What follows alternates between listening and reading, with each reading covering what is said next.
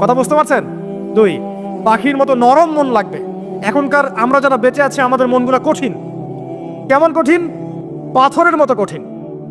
আমরা যখন দেখি একটা মাইয়াতকে নিয়ে যাওয়া হচ্ছে জানাজায়, আমাদের কোনো ফিলিংস কাজ করে না। জানাজা যাচ্ছে, জানাজায় দাঁড়িয়ে মোবাইলটা টিপাটিপি করছে। জানাজার সাথে চলছে, কোনো ফিকির নাই যে এই জানাজা আমার হবে কালকে, ওই মোবাইল টিপাটিপি করছে।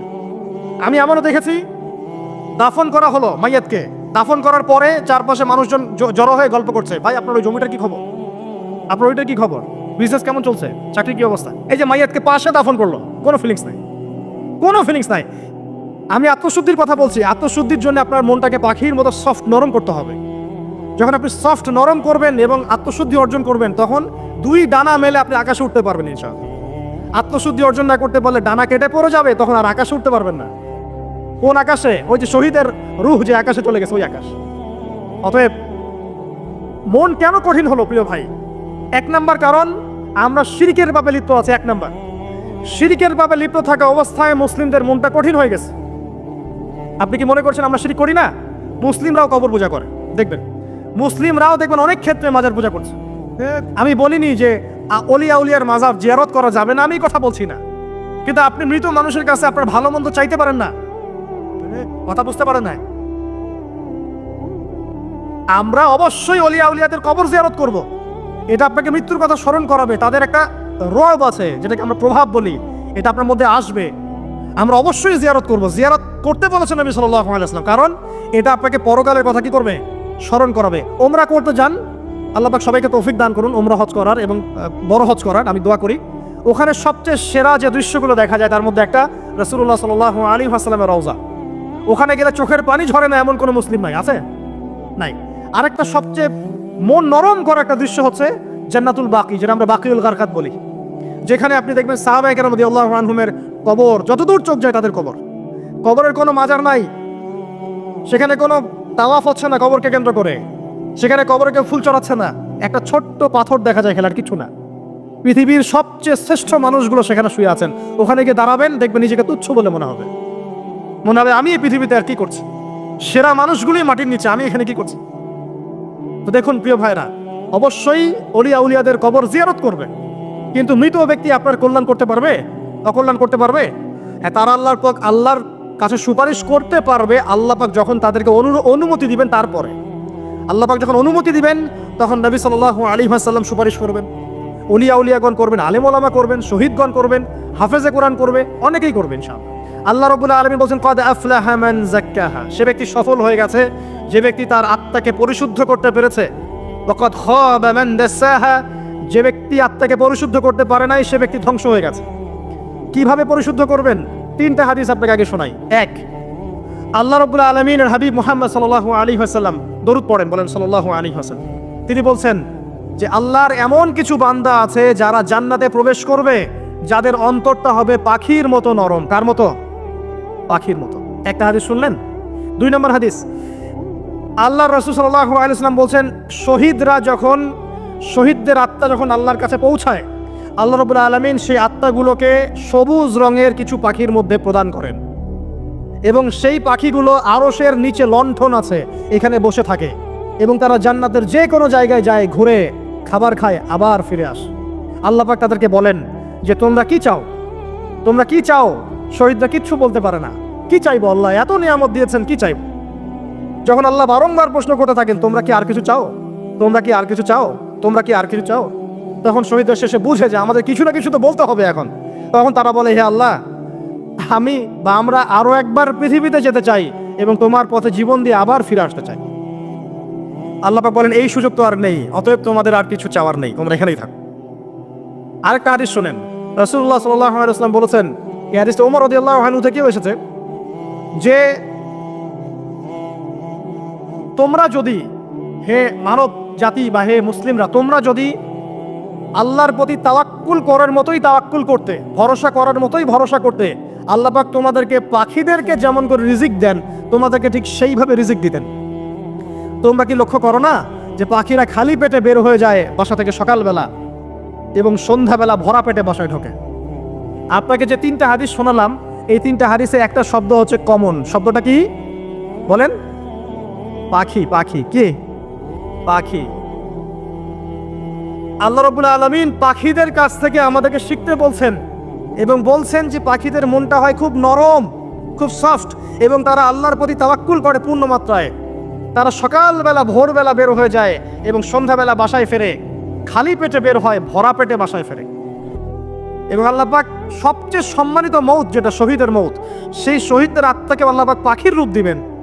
তাহলে পাখিটার বিষয়ে একটা ফোকাস করা দরকার আছে না? আচ্ছা, এখানে আসেন। পাখির মন হচ্ছে নরম, মানে পাখির মনটা তাজকিয়া, আত্মশুদ্ধিতে পরিপূর্ণ। কদ আফলাহা মান যাক্কাহা, সে ব্যক্তি সফল হলো যার হৃদয়টা পবিত্র, নিষ্পাপ, নিষ্কলুষিত হলো, সে ব্যক্তি সফল হবে ইনশাআল্লাহ। একটা কাজ এখানে খেয়াল করেন, পাখিরা সকালবেলা ভোরবেলা বের হয় আর সন্ধ্যাবেলা বাসায় ফেরে। এখনকার মুসলিমদেরকে দেখবেন দুপুরবেলা ওঠে, রাত 3টায় ঘুমায়। কথা কি বুঝেন নাই? পাখির একদম ভোরবেলা ওঠে, যখন ফজরের আজান দিচ্ছে ঠিক তার আগ মুহূর্তে পাখির কিচিরমিচির শুনছেন, তার মানে নামাজের ওয়াক্ত প্রায় চলে যাচ্ছে, তার মানে তার আল্লাহ পাকের হুকুমের সাথেই জেগে ওঠে, সূর্য ডুবে তারা ডুবে যায়। ঠিক এরকম সুন্নত ছিল নবী সাল্লাল্লাহু আলাইহি ওয়াসাল্লামের এবং সাহাবায়ে কেরামের। আজকে 1400 বছর পর মুসলিম জাতি এই সুন্নাহ ভুলে গেছে। আর আমাদের সুন্নত দেখবেন, যদি কোনো রকম উঠেও ফেলি ফজরে, আবার 12টা পর্যন্ত ঘুম, আরো বেশি। আর এই যুব সমাজ যারা আছো তোমরা, কেউই 3টা-4টার আগে ঘুমায় বলে আমার মনে হয় না। অলওয়েজ অনলাইনে পড়ে আছে, টিকটক নিয়ে, ফেসবুক নিয়ে, গার্লফ্রেন্ডের সাথে চ্যাটিং। পাখির মতো হতে পারলে পরে মনটা তো নরম হবে, তারপরে না তাজকিয়া অর্জন হবে। পাখির রুটিনটা কি? ভোরবেলা বের হয় আর সন্ধ্যাবেলা বাসায় ঢোকে। অতএব আমরা যদি রাসূলুল্লাহ সাল্লাল্লাহু আলাইহি ওয়াসাল্লামের সুন্নাহ মতো ওই ভোরবেলা উঠতে পারি আর আর্লি নাইট ঘুমিয়ে যেতে পারি এবং সারাদিন যদি রাসূলের সুন্নাহগুলোর উপর আমল করতে পারি, তাজকিয়া অর্জন হবে ইনশাআল্লাহ। নবী সাল্লাল্লাহু আলাইহি ওয়াসাল্লাম 4 শ্রেণীর মানুষকে অভিশাপ করেছেন। 1 শ্রেণী যে সুদ খায়, 2 নাম্বার যে দেয়, 3 নাম্বার যে সাক্ষী থাকে, 4 নাম্বার যে লিখে রাখে।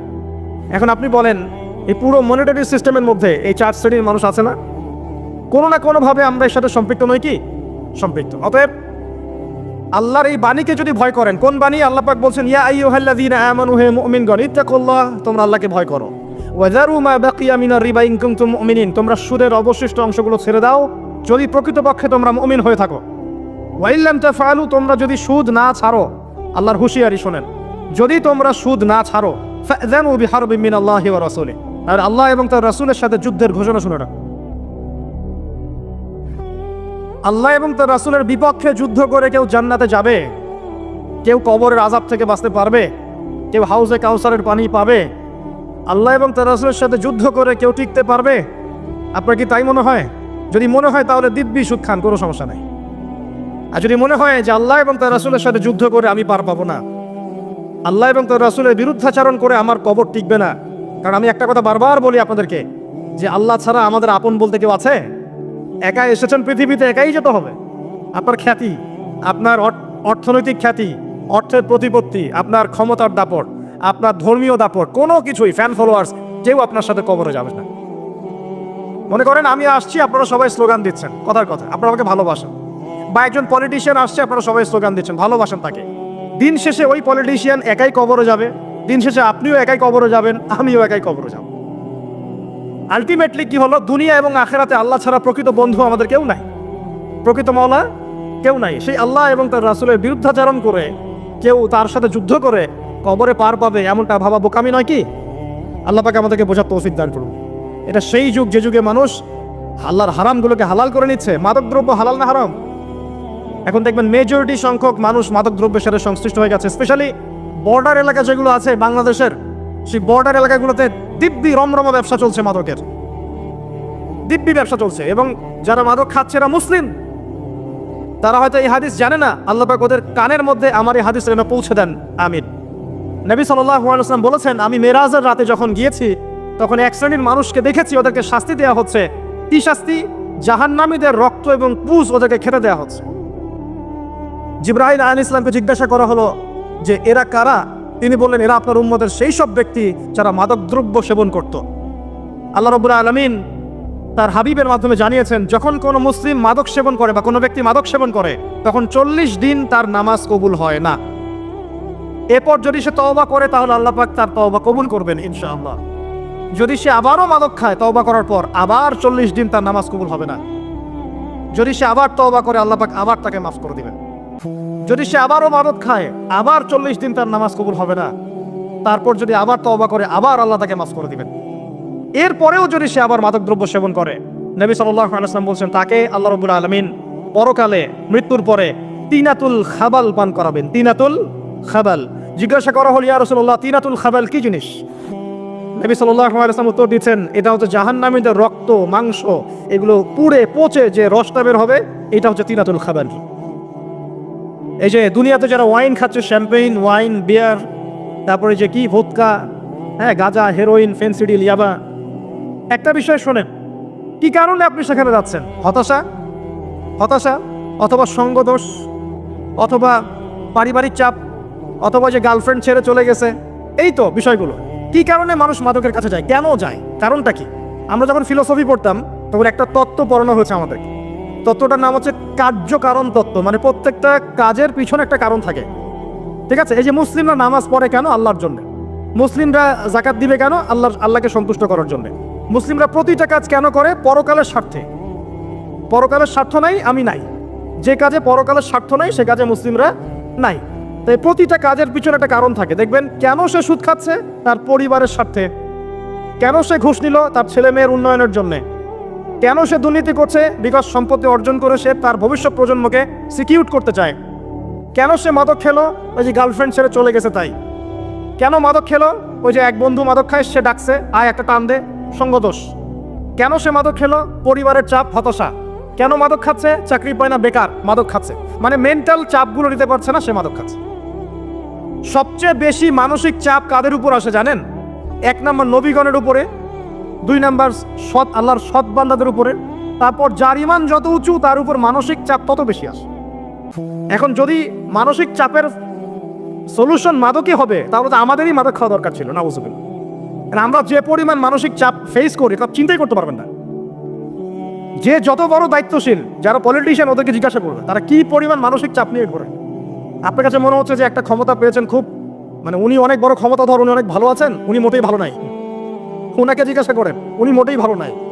এই মানুষের যে পেরেশানি, যে চাপ, এগুলো নিতে নিতে তার স্ট্রোক হয়ে যাচ্ছে, হার্ট স্ট্রোক হচ্ছে, ডায়াবেটিস হচ্ছে, হাই ব্লাড প্রেশার, ইসিজি করো, দেখবেন। এই কারণে মানসিক চাপটা রিলিজ করতে হবে, তাই তো? এই মানসিক চাপ রিলিজ করতে গেলে মাদকই সলিউশন নয়। সলিউশনটা কি? এই যে আমার হাতে এখানে আছে একটা কোরআন। মানসিক চাপ থেকে আপনাকে মুক্তি দিবে আল কোরআনুল কারীম, আর কিচ্ছু না। আরেকটা বিষয় কোরআনের সাথে, সেটা হলো প্রথমে বলেছি 5 ওয়াক্ত নামাজ।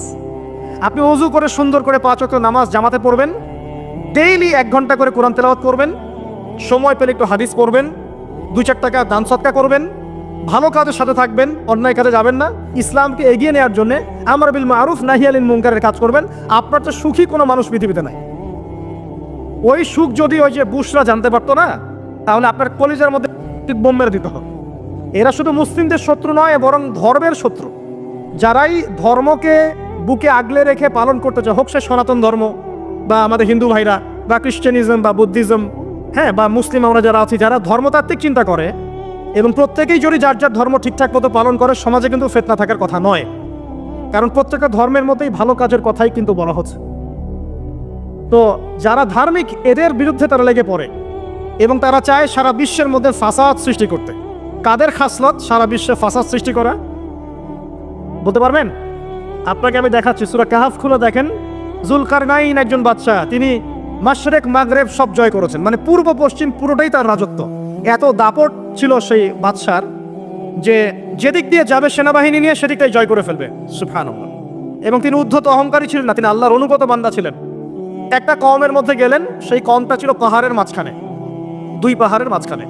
এখন ওই কওম তাকে বলছে, ইয়া যুলকারনাইন, হে যুলকারনাইন, ইন্না ইয়াজুজ ওয়া মাজুজ মুফসিদুনা ফিল আরদ। ভালো করে বোঝেন, হে যুলকারনাইন, নিশ্চয়ই ইয়াজুজ আর মাজুজ এই 2 শ্রেণীর মাখলুক, তারা পৃথিবীতে ফাসাদ সৃষ্টি করে বেড়াচ্ছে। কি করছে? সারা পৃথিবীতে ফাসাদ সৃষ্টি করে বেড়াচ্ছে। ফাহাল নাজআলু লাকা খরজান আলা আন তাজআলা বাইনানা ওয়া বাইনাহুম সাদ্দা। হে যুলকারনাইন, আমরা কি আপনাকে ট্যাক্স দিব, কর দিব, যে আপনি ওদের আর আমাদের মাঝখানে একটা প্রাচীর নির্মাণ করে দিবেন, যে ওরা আমাদের কাছে আর আসতে পারবে না? কারা এটা? ইয়াজুজ আর মাজুজ। এই ইয়াজুজ আর মাজুজকে যুলকারনাইন আলাইহিস সালাম তিনি প্রাচীর নির্মাণ করে দিলেন, লোহা এবং এই যে তামা দিয়ে, এরপর তারা আর ওই কওমের ক্ষতি করতে পারলো না। কিয়ামতের আগে আগে তারা বের হয়ে আসবে এবং সারা বিশ্বে ফাসাদ সৃষ্টি করবে। এখনো তারা বের হয়ে আসছে, আমি সেটা বলছি না। এখানে খুবই স্মার্ট হতে হবে এবং বেসিক কাজগুলো খুব বেশি করে করতে হবে। বেসিক কাজ কি ভাই? বেসিক কাজ হচ্ছে আপনার নামাজ। বেসিক কাজ আপনাকে কোরআন শিখতে হবে। বেসিক কাজ আপনাকে আরবি শিখতে হবে। বেসিক কাজ আপনি যেখানে পড়াশোনা করছেন, এই পড়াশোনা করে ওই জ্ঞানটাকে দিয়ে ইসলামের খেদমতে আপনাকে কল্যাণে কাজ করতে হবে। বেসিক কাজ যেখানে আপনাকে আল্লাহ পাক দায়িত্ব দিবেন সেখান থেকেই আপনাকে দিনের খেদমত করতে হবে। ডক্টর হন, দিনের খেদমত করেন। ইঞ্জিনিয়ার হন, দিনের খেদমত করেন। পলিটিশিয়ান হন, কোনো আপত্তি নাই, আমরা আপনাকে ভোট দিব ইনশাল্লাহ। আমরা আপনাকেই ভোট দিব ইনশাল্লাহ। আপনি ওখানে গিয়ে দিনের খেদমত করেন, আল্লাহ পাক তৌফিক দান করুন। কথা কি বুঝতে পারছেন? ইসলাম ক্ষমতা জোর করে আদায় করে নেওয়ার জন্য আসে নাই। আবু যার রাদিয়াল্লাহু আনহু কি বলছেন জানেন? আবু যার রাদিয়াল্লাহু আনহুকে নবী সাল্লাল্লাহু আলাইহি ওয়াসাল্লাম বলছেন, আবু যার তুমি দায়িত্ব চেয়ে নিও না, কারণ যদি তুমি দায়িত্ব চেয়ে নাও তখন আল্লাহর পক্ষ থেকে তোমাকে সাহায্য করা হবে না। আর যদি মানুষ তোমাকে দায়িত্ব দেয় আল্লাহ তোমাকে সাহায্য করবে। কত চমৎকার সিস্টেম ইসলামে।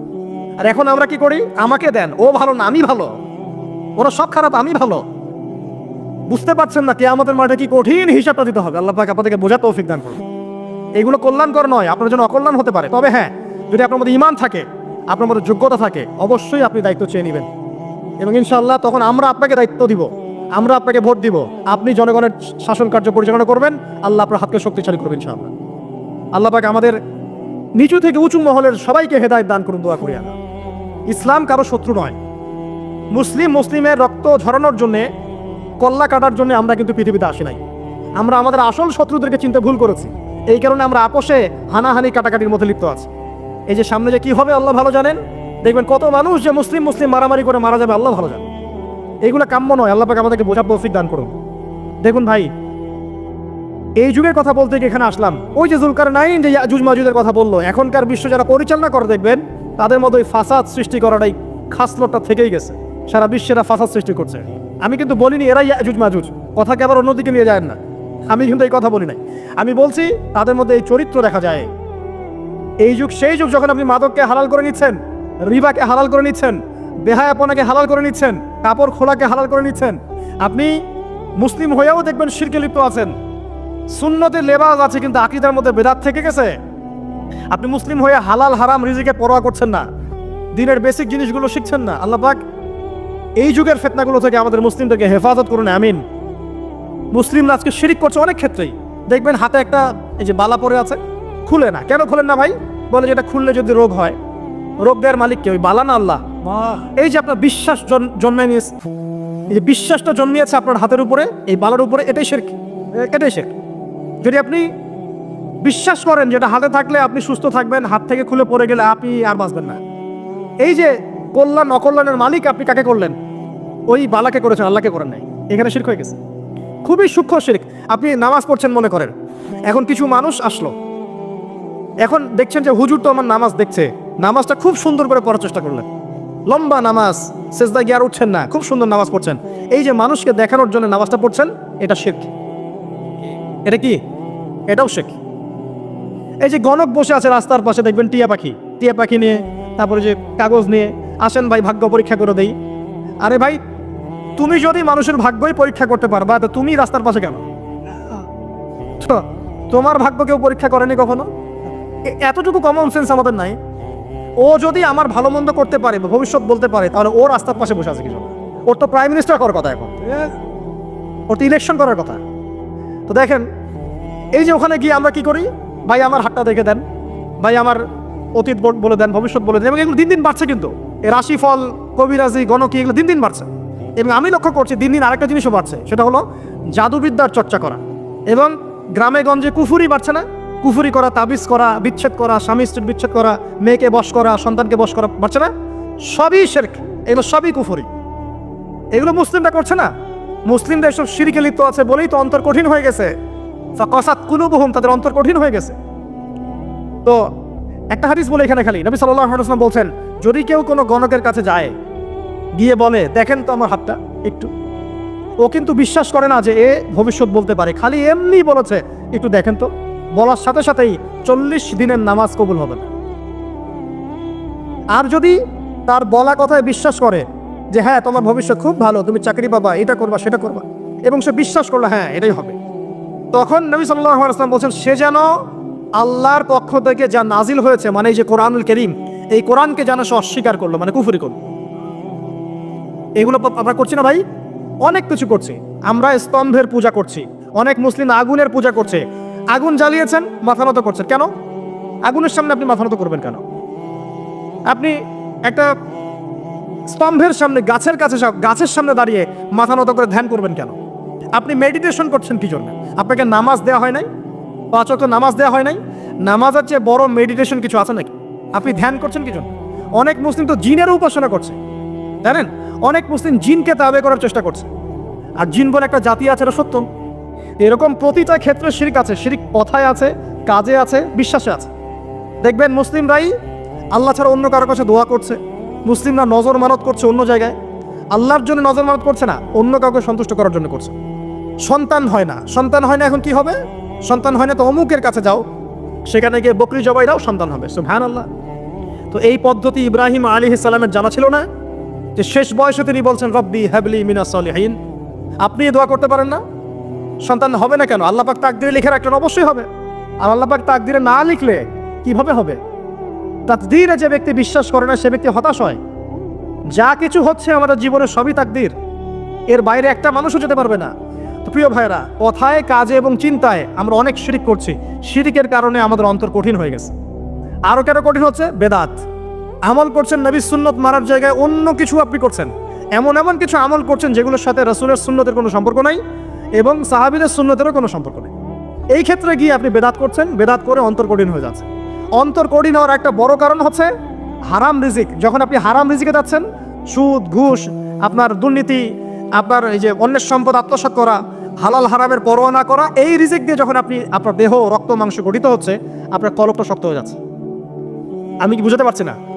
হারাম রিজিক যখন আপনার শরীরে ঢুকছে, অন্তরটা শক্ত হয়ে যাচ্ছে। একটা হাদিস যথেষ্ট। আল্লাহ রাসূল বলেছেন ইন্নাল্লাহা তাইয়্যিব লা ইয়াকবালু ইল্লা তাইয়্যিব। আল্লাহ পাক পবিত্র সত্তা, তিনি পবিত্র ছাড়া কবুল করেন না। আপনি 10টা হজ করে আসেন, চুরির টাকা দিয়ে, ডাকাতির টাকা দিয়ে, আত্মসাতের টাকা দিয়ে, দুর্নীতির টাকা দিয়ে, যদি কবুল হয় তাহলে কোরআন সুন্নাহ মিথ্যা হয়ে যাবে। নাউযুবিল্লাহ। কথা কি বুঝতে পারছেন না? আল্লাহ রাব্বুল আলামিন বলছেন আল্লাহ পাক পবিত্র ছাড়া কবুল করেন না। হারাম রিজিক দিয়ে ইবাদত কবুল হয় না। আমরা ওই যে রংপুর অঞ্চলে একবার ওই যে হারাগাছ একটা অঞ্চল আছে না, সেখানে গিয়েছিলাম। সেখানে মাশাআল্লাহ আবার বিড়ির অনেক ফ্যাক্টরি আছে। কিসের? বিড়ি তো হালাল নাকি? তামাক তো হালাল নাকি? তো সেখানে বিড়ি ফ্যাক্টরির অনেক মালিক আছে এবং তারা মসজিদ কমিটির অনেক দায়িত্বপ্রাপ্ত আর কি। মুসলিমদের গায়রত তো এখন নাই, মুসলিমরা এদেরকে আবার মসজিদ কমিটির সদস্যও বানিয়েছে। তো এখন মসজিদ কমিটিতে এসে তার প্রভাবে আর ইমাম সাহেব টিকতে পারে না। দুইজন বলে নামাজের পর হাত তুলে দোয়া করতে হবে, দুইজন বলে করা যাবে না। ঠিক আছে? এই নিয়ে ক্যাচাল। এই ক্যাচাল হতে হতে দেখা গেল এক পর্যায়ে মারামারি পর্যন্ত হয়েছে। মসজিদ ভাগত হয়েছে, মারামারিও হয়েছে। তো সেখানে আমাকে দাওয়াত করেছিল যে ওয়াজ করার জন্য। তো দোয়া করার কথা বলছে। তাই আমি বললাম দোয়া করে লাভ কি? দোয়া করলেই বাকি, না করলেই বাকি, রিজিকটাই তো হারাম। আপনি তো তামাকের টাকা খাচ্ছেন, তামাক। আপনি মাদকের টাকা খাচ্ছেন, এটাকে হালাল না হারাম? তো হারাম টাকা দিয়ে হাত করে দোয়া করলেই কি, না করলেই কি? দোয়া তো উঠছে না উপরে। আগে হারাম রিজিক ছাড়ে, তারপর দোয়া করবে। তো রিজিক হারাম হওয়ার কারণে আমাদের কি হচ্ছে? অন্তরটা কি হচ্ছে ভাই? কঠিন হচ্ছে। ওই পাখির মতো আর মুক্ত আকাশে উঠতে পারবেন না।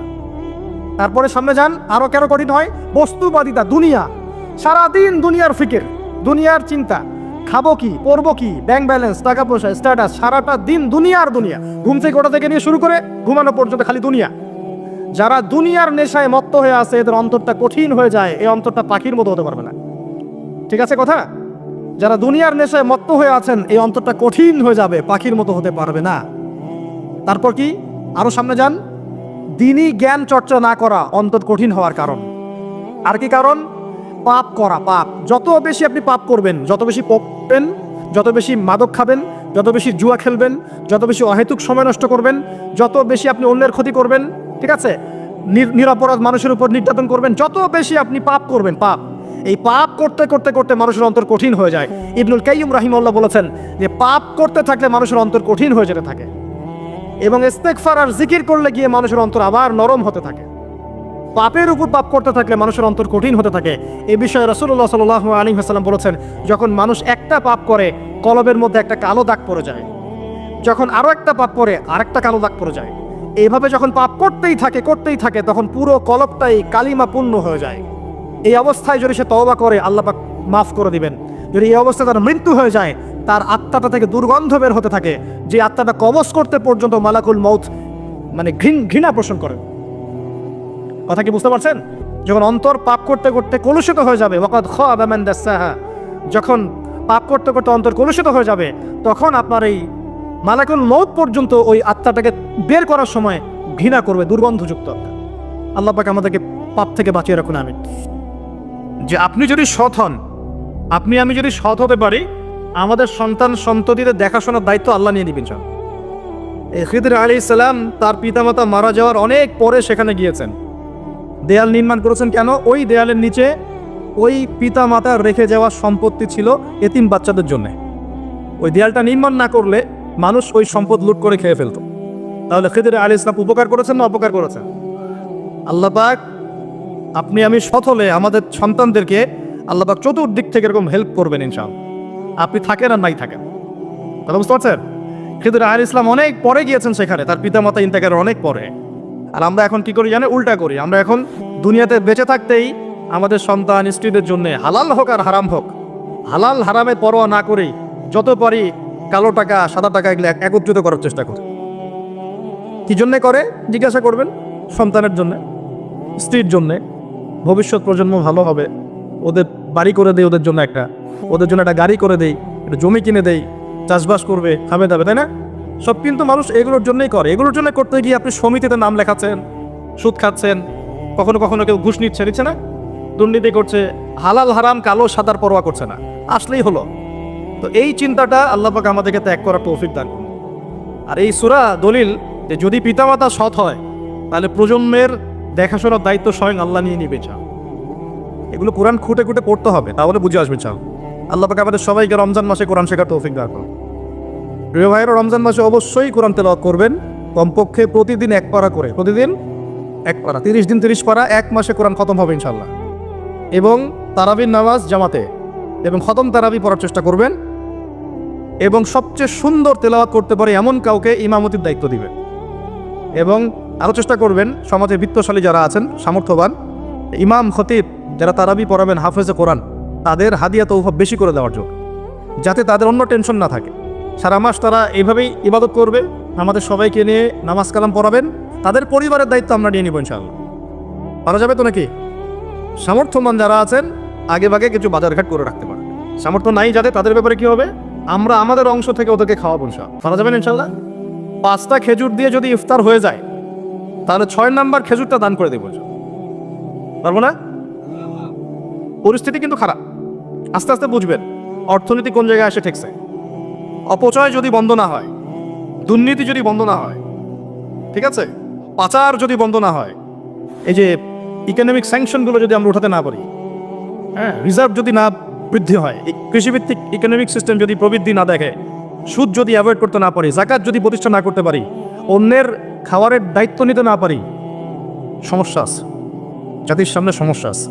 কি সমস্যা? সময় হলেই বুঝতে পারবে। 5টা খেজুর দিয়ে ইফতার হয়ে গেলে 6 নাম্বার খেজুরটা কি করব? দান। বিত্তশালী যারা আছেন রমজান মাসে অবশ্যই জাকাত দিয়ে দিবেন। জাকাত দিবেন না? জাকাত কেন? কারণ আপনার সম্পদের মধ্যে যে গরিবের হকটা আছে, এটা বের করে নিয়ে আপনি তার ঘরে পৌঁছে দিবেন। তাহলে কি হবে? ও না খেয়ে মরবে না ইনশাআল্লাহ, ওর কাছেও 3 বেলার খাবার থাকবে ইনশাআল্লাহ। আল্লাহ পাক আমাদের সবাইকে আল্লাহ পাকের প্রদত্ত কোরআন এবং কোরআন কেন্দ্রিক অর্থনীতি বোঝার তৌফিক দান করুন। আর কোরআন মানলে কারো কোনো সমস্যা হওয়ার কথা? পৃথিবীর শুধু কি মুসলিমদের জন্যই কোরআন, নাকি অমুসলিমদের জন্য কোরআন? আল্লাহ পাক কি বলছেন শোনেন। আল্লাহ পাক এই কিতাবে দরদ মাখা কণ্ঠে বলছেন, সূরা কাহফের 54 নম্বর আয়াতে। কত নম্বর আয়াত? 54। আল্লাহ পাক বলছেন, ওয়ালাকাদ সাররাফনা ফি হাযাল কোরআন লিন-নাস মিন কুল্লি মাসাল। আল্লাহ বলছেন আমি এই কোরআনের মধ্যে মুসলিমদের না, লিন-নাস মানব জাতির জন্য, পুরো মানব জাতির জন্য প্রত্যেকটা বিষয়কে ব্যাখ্যা করে দিয়েছে। কে ব্যাখ্যা করেছেন? শুধু মুসলিমদের জন্য না, পুরো মানব জাতির জন্য? তাহলে পুরো মানব জাতির কল্যাণ আছে কোন কিতাবে? সেই কোরআন তো এখন পুড়িয়ে দিচ্ছে মানুষ, দিচ্ছে না? কেন পোড়াচ্ছে? কি কারণ? কোরআন সুদকে ঘৃণা করে, ওরা সুদকে ভালোবাসে, ওরা সারা বিশ্বে সুদ ছড়িয়ে দিয়েছে। কোরআন সমকামিতাকে ঘৃণা করে না? ছেলে ছেলে জেনা, এটা কোরআন ঘৃণা করে না? ওদের ওখানে এটা বৈধ। মাদকদ্রব্য কোরআন কি জায়েজ করেছে না হারাম করেছে? ওদের ওখানে এটা জায়েজ, বৈধ, সবাই খায়। পতিতাবৃত্তি, এটা কি কোরআন জায়েজ করেছেন না জায়েজ করেছে? ওদের ওখানে দেখা যায় 10টা মেয়ের মধ্যে 5টাই পতিতা। এমনই খবর তো হয়তো রাখেন, কতটুকু জানি না। সারা বিশ্বে এই অসহায় মানুষগুলোর উপরে নির্যাতন, নিপীড়ন, জুলুম চাপিয়ে দিচ্ছে, আর কোরআন বলছে জালেমের সহযোগী হয়েও না। মানে প্রতিটা ক্ষেত্রেই কোরআন তাদের চলমান জুলুমের বিরুদ্ধে কথা বলছে বলেই কোরআনের বিরুদ্ধে এত ক্ষোভ। কোরআনকে পুড়িয়ে ফেলতে চায়। আল্লাহর কিতাবকে পুড়িয়ে ফেলা সহজ? আল্লাহর কিতাবকে যে পুড়িয়ে ফেলবে, যে সাথে দুশ্মনী করবে, আল্লাহ পাক তাকে ছেড়ে দিবেন? কখনো ছেড়ে দিয়েছেন? আজকে আমরা দেখব যে আল্লাহ পাক কোন কোন যুগে কিভাবে আযাব দিয়েছেন। শুনবেন তো ইনশাআল্লাহ? মনোযোগ দিয়ে শুনতে হবে। যে আয়াতটা বলছিলাম, আল্লাহ পাক বলছেন, হে মুহাম্মদ বলেন সাল্লাল্লাহু আলাইহি ওয়াসাল্লাম, আমি তোমার প্রতি এমন কিতাব নাজিল করেছি, এমন একটা অলৌকিক, আমার পক্ষ থেকে এমন একটা কিতাব নাজিল করেছি, তিবিয়ানান লিকুল্লি শাই। আরবি যারা বুঝেন তাদেরকে জিজ্ঞাসা করে দেখবেন। তিবিয়ানান লিকুল্লি শাই, প্রতিটা বিষয়কে আমি এখানে এক্সপ্লেইন করেছি, ব্যাখ্যা করেছি। এমন কিতাব নাজিল করেছে, এরকম কিতাব আগে কখনো নাজিল করা হয়নি, যেখানে প্রত্যেকটা বিষয় ব্যাখ্যা করা আছে। এমন কোনো কিতাব নাজিল করা হয়নি। তিবিয়ানান লিকুল্লি শাই ওয়া হুদান, এবং এই কিতাব হচ্ছে তোমাদের জন্য হেদায়েত, বলেন সুবহানাল্লাহ। ওয়া রাহমাতান, এবং আমার পক্ষ থেকে সবচেয়ে বড় দয়া হচ্ছে কোরআন, সুবহানাল্লাহ। ওয়া বুশরা লিল মুসলিমিন, আর মুসলিম যারা হবে, যারা আত্মসমর্পণ করবে, তাদের জন্য এই কিতাব হচ্ছে বুশরা। বুশরা মানে কি? কে বলতে পারবেন? সুসংবাদ। বুশরা মানে কি? তাহলে আল্লাহ পাক এই কিতাবকে বলছেন, 1 তিবিয়ানান লিকুল্লি শাই, প্রতিটা বিষয়ের ব্যাখ্যা। 2 হুদান, আমাদের জন্য হেদায়েত, গাইডেন্স। 3 এই কিতাব আমাদের জন্য হচ্ছে রহমা, দয়া, অনুগ্রহ আল্লাহর পক্ষ থেকে। আর 4 বুশরা মানে কি? সুসংবাদ। 4টাই কি? আল কোরআন। এখন যদি আল্লাহ রাব্বুল আলামিন কোরআনের সব কিছু ব্যাখ্যা করে থাকেন, তাহলে প্রত্যেক যুগে যুগে আল্লাহ পাক কখন, কাদের উপর, কি কারণে আযাব দিয়েছেন আছে কি নাই কোরআনে? আল্লাহর কথা অনুযায়ী থাকবে কিনা? আল্লাহ পাক বলছেন সবই ব্যাখ্যা করেছি। তার মানে আপনার ব্যক্তি জীবন, আপনার পরিবার, আপনার সমাজ, আপনার অর্থনীতি, আপনার রাজনীতি, সবকিছু কোরআনে থাকবে কিনা? তা আমরা যখন বলি যে সব জায়গায় ধর্ম টেনে আনবা না, সব জায়গায় কি আনবা না? ধর্ম টেনে আনবা না, তাহলে এটা কি অজ্ঞতা না? নিঃসন্দেহে তার মধ্যে জ্ঞানের অভাব আছে। জানে না যে কোরআন এবং সুন্নাহ এর মধ্যে সবকিছুই ব্যাখ্যা করা আছে। যেখানে সব ব্যাখ্যা করা থাকবে সেটা গ্রহণ করবো না। আর কোরআন সুন্নায় কি শুধু আংশিক জ্ঞান আছে না পরিপূর্ণ জ্ঞান আছে? আচ্ছা, আল্লাহ পাক বলছেন কোরআনে সব ব্যাখ্যা করেছে, তাহলে আমাদের জীবনের প্রতিটা ক্ষেত্র কোরআন ব্যাখ্যা করেছে কি করে নাই? এটা হয়তো আমি জানি না, অথবা আমি জানি। হয়তো আমি জানি কিন্তু মানি না, অথবা আমি দুনিয়ার স্বার্থে এড়িয়ে যাই। কিছু একটা হবে, কিন্তু আমাকে বিশ্বাস করতে হবে যে কোরআনে আল্লাহ পাক প্রতিটা বিষয় কি করেছেন? ব্যাখ্যা করেছেন। আর যেখানে হাদিসের প্রয়োজন হয়েছে, আল্লাহ পাক হাদিস দিয়ে এটাকে ব্যাখ্যা করেছেন। যেমন নামাজ, আল্লাহ বলেছেন এখানে আকিমুস সালাহ, তোমরা সালাত কায়েম করো। এখন কোরআনে কি আছে? ফজরের নামাজ কত রাকাত, ফজরের নামাজে আপনি কয়টা সিজদা করবেন, হ্যাঁ, কিভাবে প্রথমে কোন সূরা পড়বেন, তারপর কোন সূরা পড়বেন, কখন রুকু করবেন, কখন সিজদা করবেন, এভাবে কি কোরআনে আকিমুস সালাহ এর পরে ব্যাখ্যা করা আছে? এই জন্য প্রয়োজন হয়েছে নবী সাল্লাল্লাহু আলাইহি ওয়াসাল্লামের হাদিস। কোরআনের হাদিসকে আলাদা হয়ে গেল না একই উৎস থেকে আসছে? সূরা নাজমে আল্লাহ পাক বলছেন, ওয়া মা ইয়ানতিকু আনিল হাওয়া, নবী সাল্লাল্লাহু আলাইহি ওয়াসাল্লাম নিজের মন গড়া কোনো কথা বলেন না। ইন হুয়া ইল্লা ওয়াহয়ুন ইউহা, আল্লাহ পাক তাকে যে ওহীটা করেন, আল্লাহর পক্ষ থেকে যে প্রত্যাদেশ আসে, সেটাই তিনি ব্যাখ্যা করেন। তার মানে নামাজের নিয়ম কি নবীজি নিজে বানিয়েছেন না আল্লাহ পাক এই নিয়ম দিয়েছেন? অতএব এভাবেই নামাজ, যাকাত, সবকিছুই, রমজানের রোজা, হজ ইত্যাদি প্রতিটা ইবাদত, মুআমালাত, আমাদের ব্যবসা, পরিবার, এভরিথিং আল্লাহ এবং তার রাসূল কোরআন এবং হাদিসে 100% ব্যাখ্যা করেছেন কিনা? আচ্ছা, এই কনসেপ্ট ক্লিয়ার তো? যে ব্যক্তি আল্লাহ এবং তার রাসূলের আনুগত্য করবে, নবী সাল্লাল্লাহু আলাইহি ওয়াসাল্লাম এবং সাহাবীদের তরিকা অনুযায়ী চলবে, ইনশাআল্লাহ সে ব্যক্তি জান্নাতে যাবে, সে যেই হোক না কেন। এখন নবীজি বলে দিয়েছেন এই উম্মতের মধ্যে 73টা দল হবে। ধর্মতাত্ত্বিকভাবে আপনি দেখেন যে ধর্মের নামে আমরা অসংখ্য দলে ভাগ হয়ে গেছি, ভাগও জানি তো। ওই যে আইয়ামে জাহিলিয়াতের বিভক্তি, দলাদলি, এটা কি এখনো নাই? আছে। আবার পলিটিক্যালি যদি আপনি দেখেন, এখানেও দেখবেন যে আমরা বিভিন্ন দলে উপদলে বিভক্ত হয়ে গেছি, অথচ আমরা সবাই কিন্তু এক আল্লাহর বান্দা, এক নবীর উম্মত, এক কোরআনের ধারক এবং বাহক। তাহলে আইয়ামে জাহিলিয়াতের ওই সুন্নতের সাথে এটা মিলে গেল না? মিলল কি না? আচ্ছা, একটু যে আপনি এখন যে যুগের মধ্যে বাস করছেন, এই যুগ আর নবী সাল্লাল্লাহু আলাইহি ওয়াসাল্লামের আগের যুগ, মানে আবু জেহেলদের যুগের মধ্যে আদতে কোনো পার্থক্য নাই। আমি দেখাচ্ছি, একটা দেখালাম গোত্রীয় হানাহানি, আবু জেহেলদের যুগে কি হয়েছিল, এক ব্যক্তির একটা উট ছিল, এই উট আরেক ব্যক্তির ফসল খেয়ে ফেলেছে। এখন যার ফসল খেয়েছে সে ওই উটটাকে হত্যা করেছে। এখন যার উটকে হত্যা করা হয়েছে সে ব্যক্তি আবার গিয়ে ওই ব্যক্তিকে হত্যা করেছে যে উটটাকে হত্যা করেছিল। এবার এই নিয়ে দুই গোত্রের মধ্যে দ্বন্দ্ব, মারামারি, সংঘাত। এই সংঘাত চলেছে প্রায় 80 বছর। কত বছর? 80 বছর। আমি কিন্তু একটা কথা বানিয়ে বলছি না। এই যে ক্ষুদ্র একটা কারণে উট পানি খেয়েছে বা ফসল খেয়েছে, এই ক্ষুদ্র একটা কারণে 80 বছর জঙ্গে জামাল নামে একটা যুদ্ধ হয়েছে, উটের যুদ্ধ। এটা আবার সেই যুদ্ধ না যেটা আয়েশা রাদিয়াল্লাহু আনহা উটের পিঠে ছিলেন, ওই যুদ্ধের কথা বলছি না, এটা অনেক আগের কথা। তো এখন আপনি যদি বিশ্বের দিকে তাকান, এবার একটু দেশের বাইরে চলে যান, কারণ দেশ, এই পৃথিবীতে দেশ সব কিছু না, এই পৃথিবীতে বিশ্বটা সব কিছু। যদি একটা রাষ্ট্র অর্থনীতি, রাজনীতি, সামরিক বিষয়, অস্ত্রশস্ত্র, পারমাণবিক ওয়েপেন্স, মিডিয়া, প্রযুক্তি, সায়েন্স অ্যান্ড টেকনোলজি, এগুলো থেকে যদি সমৃদ্ধ হয়, তাহলে ওই দেশটা সারা বিশ্বকে শাসন করতে পারবে ইনশাআল্লাহ।